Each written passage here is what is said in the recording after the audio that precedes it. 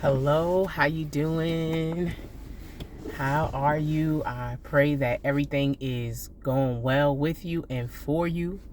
Um, I'm at the doctor. I know I told you guys on one of the earlier videos when we first reintroduced Meet the Nicholsons that we would be soon going to a doctor's visit to see how our efforts have been going as far as switching to a plant-based diet and exercising and just kind of revamping our lifestyle. And so I just went to give my blood work, and God willing, in about 2 weeks, we will have the results so that I can present to you guys to see just what this lifestyle is doing.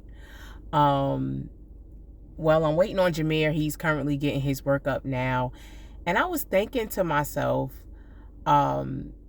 just how important it is to listen to that still small voice. The still small voice often we refer to as God's voice. And I was just thinking how it's so easy to not listen. It's so easy to skip over it and go on with your day to day. And it's not good that we do that, but it's just so easy to do that. About 3 weeks or so ago, we were eating some vegan cheese that had onions and chives in it. Ooh, child, it was good. It was good cheese. And we had it on some little toasted baguettes, and we were enjoying it and scarfing it down. And so, you guys, I don't know if I haven't allowed you guys to meet Ramaj yet, but Ramaj is our middle child, and he is a very picky eater. He is just like, he won't try things because of the color. He won't try things because they're new. He's just very picky, which he has a reason to be, let me explain. So anyway, my husband and I, we're always encouraging Ramaj to try new foods. And so while we're eating this cheese and these baguettes, we're like, Ramaj, try it. My husband's like, yeah, try it. It's so good. You're going to love it. And so he was like, nah, I don't want to try it. And then my husband said, listen, I'm telling you, it's real good. You need to try it. And so I gave Ramaj a baguette with a little bit of cheese on it. Ramaj proceeds to eat it. And as he's putting it in his mouth, he bit his tongue real hard. And so when he bit his tongue so hard, he was screaming like, oh, I bit my tongue. And I'm like, Ramaj, slow down. And right then at that moment, I had a thought. Tell him to spit it out. Don't swallow it. He bit his tongue. Tell him to spit it out. I don't know where the thought came from, but nonetheless, I didn't listen to it. I was like, he got it. I wouldn't even look at him because I was too afraid that when he bit his tongue, how loud he screamed. I thought I was going to look in his mouth and see a bunch of blood, and I just didn't want to see it. So I turned away and didn't take heed to the voice that told me to tell him to spit it out.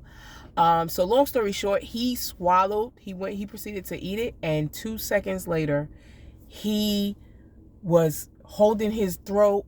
He was crying, saying that his throat was closing. He couldn't breathe. And so now I'm like, oh my God, help us, Lord. I gave him some Benadryl. He said it got worse after I gave him the Benadryl. He ran to the bathroom. He proceeded to throw up.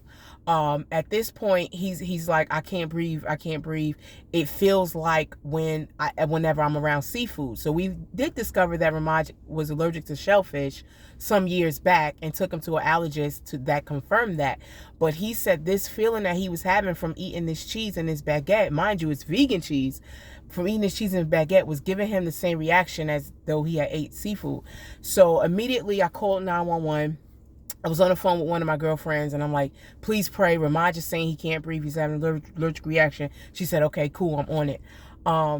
The ambulance came. They came and got Ramaj, took him to the hospital. It had to be around 9 o'clock at this time. So we got to the hospital. They gave him an epinephrine pen in the ambulance, which was, the pen to take away allergies. And they said that they needed to keep him in the hospital for at least 3 hours to make sure the reaction didn't come back.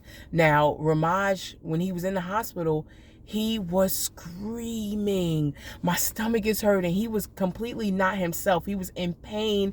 And I just didn't understand it because I'm like, okay, we have allergic reaction. I didn't know that pain was associated with it. I didn't know that some severe allergic reactions will cause very harsh stomach pains. And so he's screaming, he's yelling, he's being mean to the doctors and the nurses and my husband. And all the while, I'm just like, God, please help us. I had to leave because, due to COVID, only one visitor can be at the hospital. So I let my husband stay there with him while I went home and prayed that 3 hours from now that he would be able to be released. So the doctors did release him. Glory be to God. He was okay. Nothing flared back up, but then we were very cautious as to what we give him. Furthermore, the reason why I'm telling this story and sharing this story is because it's important that when we hear that still small voice, we do everything in our power not to allow anything to distract us from listening to it. Had I listened in the beginning when I heard something tell him to spit it out, we wouldn't have went through that. And I really believe and have faith in knowing that was God's provision saying, do this. And it's so small, it's so easy, it's so still. So with all that being said, I just want to encourage you, when the still small voice comes and tells you, don't do this, go that way, go right, go straight, stop doing this, go forward, don't go here. When you hear it, take heed. Take heed. You will not regret it. Listen, I love y'all, and I just wanted to share that with y'all. I am praying blessings on your day, favor on your day, and eat you some fruits and vegetables. Drink you some water.